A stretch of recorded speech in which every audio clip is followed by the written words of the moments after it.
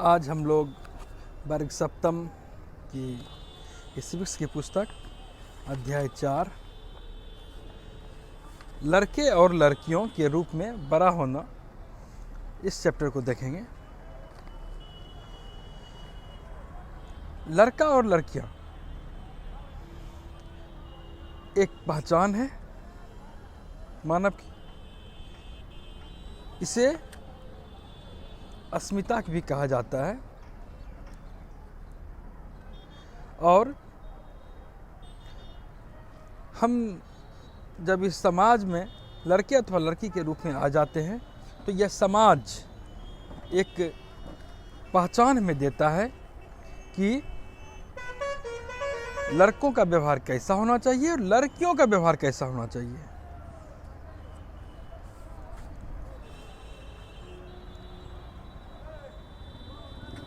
समाज का नजरिया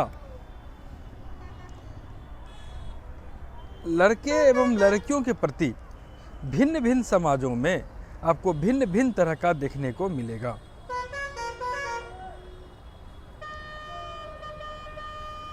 इस पाठ में हम देखेंगे कि यह समाज पुरुष और स्त्रियों को कैसे अलग अलग महत्व देता है।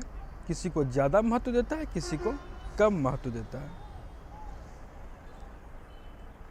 और हम यह भी देखेंगे कि स्त्री पुरुष के बीच काम के क्षेत्र में असमानताएं कैसे उभरती है।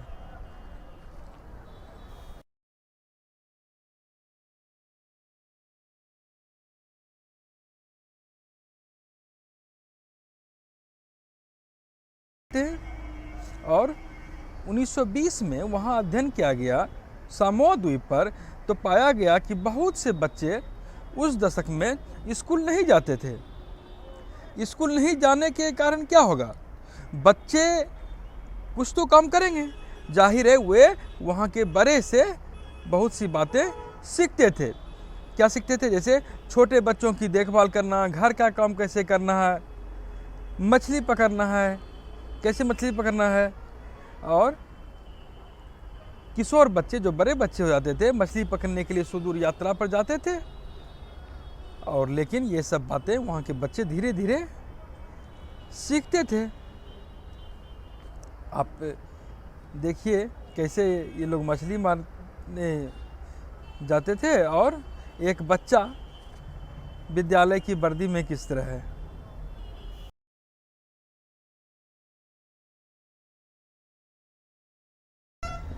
सामोआ द्वीप पर छोटे बच्चे जब चलना शुरू करते थे, उनकी माताएं, बड़े लोग उनका देखभाल फिर छोड़ देते थे। और उनकी माताएं या बड़े देखभाल छोड़ देते तो देखभाल कौन करते थे? तो उनसे जो बड़े बच्चे होते थे वो उनकी देखभाल करते थे, उसकी जिम्मेदारी उन पर आ जाती थी। तो जो प्राय 5 वर्ष या उसके आसपास के उम्र के होते थे। लड़के हो या लड़कियां, दोनों अपने छोटे भाई बहनों की देखभाल करते थे। और अगर कोई लड़का बड़ा हो गया, 9-10 वर्ष का हो गया, तो वो अपने अलग समूह में चले जाते थे। अच्छा। और फिर जो है बाहर का काम सीखना पड़ता था, वो लोग को सीखते थे, जैसे मछली पकड़ना, नारियल का पेड़ लगाना। और जब तक लड़कियां 13-14 साल की नहीं हो जाती थी, छोटे बच्चों की देखभाल और बड़े लोगों के छोटे मोटे कार्य करती थी।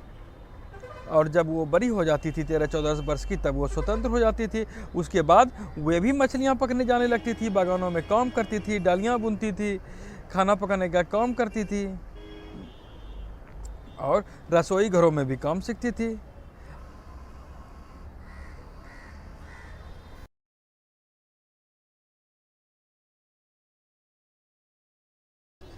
अब जो यहाँ पर चर्चा की गई है, 1960 के दशक में, यानी कि आज़ादी के बाद मध्य प्रदेश में पुरुष के रूप में कैसे लोग बड़े हुए। तो यह 1960 की घटना है और मध्य प्रदेश का इसमें जिक्र किया गया है कि वहाँ क्या होता था। जैसे ही कक्षा 6 के बाद बच्चे स्कूल आते थे, लड़के और लड़कियों के लिए अलग अलग स्कूल था। न केवल अलग अलग था, बल्कि स्कूल का भी संरचना, स्कूल का जो आकार होता था, कमरे, बरंडा आदि जो है, लड़के का अलग, लड़कियों का अलग तरीके का होता था। लड़कियों का जो स्कूल होता था उसके बीच में एक आंगन होता था और चारों बगल से क्लासरूम, और ऐसा लगता था कि चारों बगल से वो सुरक्षा के अंदर खेल रही है, पढ़ रही है। और लेकिन वहीं लड़कों के स्कूल में कोई आंगन नहीं होता था, आगे या पीछे फील्ड होता था। अच्छा, हर शाम को स्कूल के बाद लड़के लड़कियों की भीड़ चलती थी रोड पर, लेकिन दोनों में अंतर यह था कि लड़कियां सीधा संकरी गलियों से अपने घर की ओर प्रस्थान करना चाहती थी, इधर उधर कहीं नहीं। वहीं लड़का लोग आपको रोड पर गली में दिख जाते थे, या तो साइकिल चला रहा है, गप मार रहा है, खेल रहा है, लेकिन लड़कियां जाती थी और लड़कियां अक्सर समूह में जाती थी। उनको डर भी लगता था कोई छेड़छाड़ तरह की कोई बात ना हो जाए, कोई उस पर हमला ना कर दे। जैसे देखिए कैसे ये ग्रुप में जा रही है।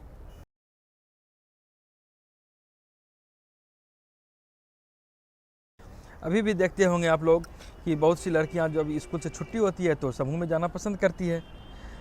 अच्छा, तो यहाँ पर क्या देखने को मिलता है कि बड़े होने के कई तरीके हैं। यह समाज में लड़कियों का एक तरीका एक अलग है और लड़कों का अलग है। अच्छा, और इस तरह लगता है कहीं ना कहीं लड़के और लड़कियों में अंतर है व्यवहारिक दृष्टि से।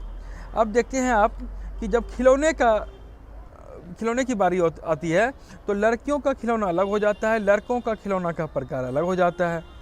लड़कियों के खिलौनों के लिए क्या दिया जाता है? गुड़िया, और लड़कों को कार दी जाती है। हालांकि अभी के समय में ये दूरी, ये भेदभाव बहुत हद तक मिट रहा है। फिर भी लड़कियां जो है बुनने का या खाना बनाने का वो सब सामग्री अधिक पसंद करती है और उसको दिया जाता है, और इस रूप में उनका समाजीकरण वहीं से स्टार्ट हो जाता है कि वो बड़े होकर क्या करेगी। उसको बात पर याद दिलाया जाता है कि लड़कियों को कैसे कपड़े पहनना चाहिए, लड़कों को कैसे कपड़े पहनना चाहिए, लड़कियों कौन कौन खेल खेल सकती है, लड़कियों को धीमी आवाज़ में बात करनी चाहिए। कहीं कहीं कहा जाएगा लड़कियां का गुलाबी रंग पसंद होता है तो लड़कों को जो है रौब में बोल सकता है, लड़कियां जोर से नहीं बोल सकती, उसको धीमी आवाज़ में बोलना चाहिए, सौम्यता के साथ बोलना चाहिए कि वो जब बड़े हो गए तो कैसा होगा उसका व्यवहार। यानी कि बड़े होने पर जो विशिष्ट उनका व्यवहार होगा उनका कहीं न कहीं आकलन उसी समय से जो है तय होने लगता है। अच्छा, अब आप बताइए कि लड़कों का पसंदीदा खेल कौन कौन होता है और लड़कियों का पसंदीदा खेल कौन कौन होता है? इसका जवाब आप तैयार कीजिए। अब जो यहाँ पर कहानियाँ दर्शाई गई है या कहें कि दो परिवार के बारे में बताया गया है, इसके माध्यम से महिलाओं के काम काज के बारे में बताया गया है। अमूमन जो घर में महिलाएं काम करती है कहा जाता है कि वे कुछ नहीं करती है, उसके काम का मूल्य का आकलन नहीं हो पाता है। वही इसमें दर्शाया गया है। दो सहेली है और सोनाली उसकी मैडम बोली कि हम लोग टूर पे जा रहे हैं तो मम्मी अगर जाएगी तो उनको ले जाना है। तो जब मम्मी कोई बात बोलती है तो वो कहती समय नहीं है। हाँ, तो कहती है कि तुम तो पास समय नहीं है, लेकिन हरमीत की माँ, उसकी सहेली हरमीत, उसकी माँ, उसके पास जो है बहुत समय है, वो कोई काम नहीं करती है। तो उसकी माँ बोलती है सोनाली तुम ऐसा कैसे कह सकती हो कि वो कोई काम नहीं करती। वो सुबह जसप्रीत, उसकी माँ का हरमीत, उसकी सोनाली की सहेली है हरमीत, उसकी माँ है जसप्रीत आंटी रोज़ सुबह 5 बजे उठ जाती है और घर भर के सारे काम करती है। तो कहती हाँ पर वो कोई काम तो नहीं करती है ना, बस घर के काम करती है। तो घर के कामों को काम नहीं आंका जा रहा है। तो वाकई ऐसा सोचती हो? चलो ऐसा करते हैं, जसप्रीत के घर चलते हैं, उससे पूछते हैं कि क्या वो खुद कोई काम करती या नहीं। तो उसके घर पे जाते हैं, घर पे जाते हैं तो पूछती हो हरसरन, सोनाली सोचती है कि आपकी पत्नी कोई कामकाजी महिला नहीं है। तो उसका बेटा फिर बोलता है माँ आंटी क्या वाकई में ये ठीक नहीं है? ये तो सही है। उसको कहने का मतलब मेरी माँ तो घरेलू महिला है, कोई काम नहीं करती है। और सभी देखिए किस तरह बैठ गए हैं और जो है चर्चा हो रही है। ये पिक्चर में आप देख सकते हैं कैसे सभी कोई बैठ के चर्चा कर रहे हैं।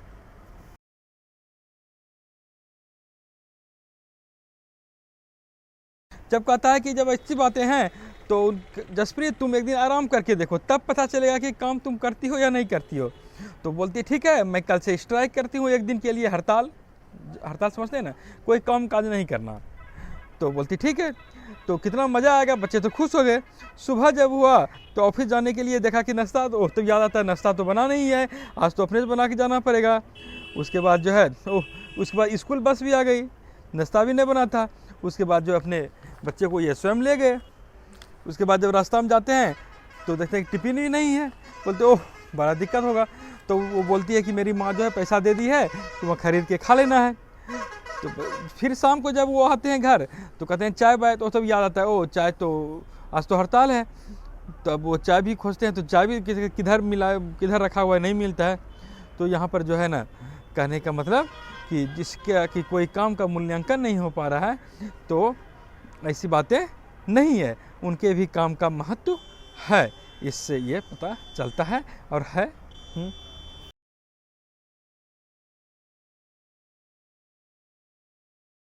यहाँ पर घरेलू कामकाज का मूल्य के बारे में बताया गया है कि आमतौर पर जो घर में काम करती है महिलाएं, उसके कामों का आकलन नहीं किया जाता। कहा जाता है कि वो कुछ नहीं करती, लेकिन ऐसी बातें नहीं है। जैसा कि हम लोगों ने हरप्रीत के मामले में देखा कि काम तो वो था ही। यहाँ पर कुछ क्वेश्चन भी बनता है, जैसे कि आप क्या सोचते हैं, क्या जो घरेलू महिलाएं होती है, क्या उनके काम का आकलन नहीं किया जाना चाहिए? उनके काम का क्या महत्व है? आपको पता चल गया होगा जिस दिन हड़ताल की थी उसकी माँ, तो कितनी कठिनाई हुई थी। आप इसके बारे में कुछ लिख सकते हैं कि इसके बारे में प्रश्न का अपना चिंतन मंथन करके कि जो घरेलू महिलाएं होती है उनके काम का क्या महत्व है परिवार में। अब आगे देखते हैं। तो घरेलू जो महिला होती है उनका बहुत सारा काम होता है, परिवार में सबों का ख्याल रखना, देखभाल करना, भावनात्मक रूप से खाना पीना बनाना है ही, और कोई आए गए रिश्ते नाते, बुजुर्ग हो कोई हैं, कोई बीमार हैं, इतने सारे काम करती है, फिर भी कहते हैं कि उनका काम का आकलन नहीं है। यहीं पर जो है ना, घर पर कुछ महिलाएं ऐसी भी होती है जो घर पर काम करती हैं। तो घर पर काम करने वाले का जीवन कैसा होता है, इसके बारे में देखते हैं। तो कुछ महिलाएं, जैसे आप लोग भी देखते हो, घर में दूसरे के घर पर जाकर काम करती है। और महिलाएं या लड़कियां तो क्या काम करते हैं, झाड़ू लगाना, सफाई करना, कपड़े बर्तन धोना, खाना पकाना, छोटे और बच्चे बुजुर्गों की देखभाल करना। तो इसमें अधिकतर स्त्रियां ऐसा काम करती है। तो यहाँ पर भी जो है ना, बहुत ही उनको परेशानी होती है। सुबह 5 बजे से काम शुरू हो जाता है, 12 बजे तक चलता रहता है। जीत और मेहनत वो करती है, फिर भी जो है ना, उन्हें जो सम्मान मिलना चाहिए वो उन्हें नहीं मिल पाता है। इससे उन्हें भी कभी कभी लगता है कि सब बेकार है, इतना काम करने के बाद भी वाजिब सम्मान नहीं मिल पा रहा है। तो यहाँ पे जैसे दिया गया है, इसका एक मिलानी है, ये देखिए पिक्चर, मिलानी का पिक्चर।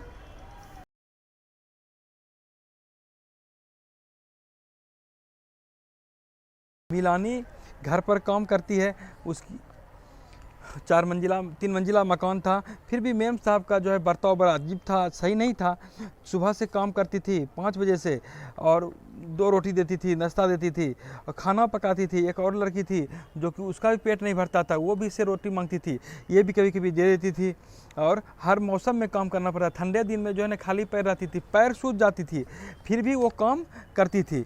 तो यहाँ पे कितना परेशानी होती है।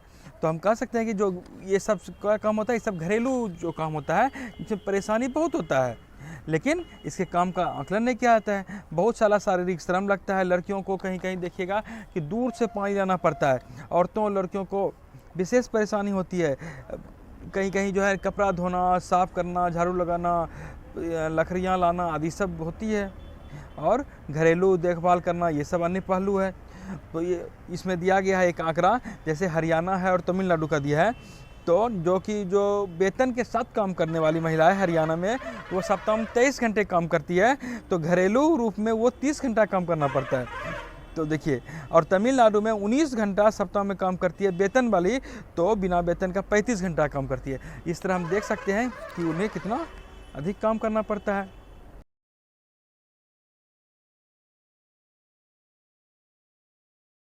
महिलाओं के घरेलू और देखभाल के कामों को कम महत्व देना एक व्यक्ति या परिवार का मामला नहीं है।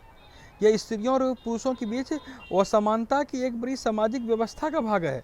यह जो है, जबकि संविधान हमें कहती है कि स्त्री पुरुष सभी बराबर हैं सामाजिक दृष्टि से, और किसी भी प्रकार का जातिगत भेद या लिंग के आधार पर किसी भी प्रकार का भेदभाव नहीं किया जाएगा, लेकिन इसके बावजूद स्थिति ठीक नहीं है यहाँ पे। और कहीं कहीं तो अब ऐसा होता है कि समानता हमारे संविधान का सिद्धांत है, लेकिन उस पर अमल करने का कोशिश हर संभव किया भी जाता रहा है। आप देख सकते हैं कि कई जगह जो है कई जगह ऑफिसों में बच्चों की देखभाल के लिए जो है बाल बाड़ी का निर्माण होता है। ये बाल बाड़ी क्या होता है ना, कि जहाँ की 30 से अधिक महिलाएं हैं वहाँ उस बच्चे कैसे खेलेंगे, तो बच्चे सबके खेलने के लिए वैकल्पिक रूप से एक व्यवस्था बनाई जाती है और वहाँ कुछ महिलाएं नियुक्त की जाती है जो कि बच्चों की देखभाल करती है। ये देखिए, ये बाल बाड़ी